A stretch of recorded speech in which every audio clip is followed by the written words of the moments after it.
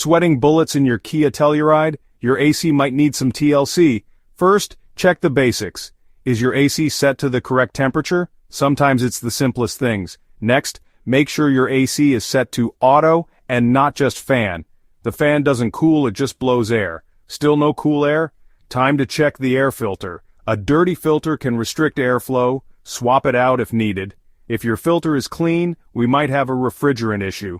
Low refrigerant means low cooling power. You'll need a professional to top it off. Also listen for strange noises. Clicking or buzzing sounds can mean a problem with the AC compressor. Again, that's a job for a mechanic.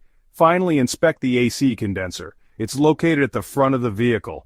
Any debris blocking it, clear it out to maintain airflow.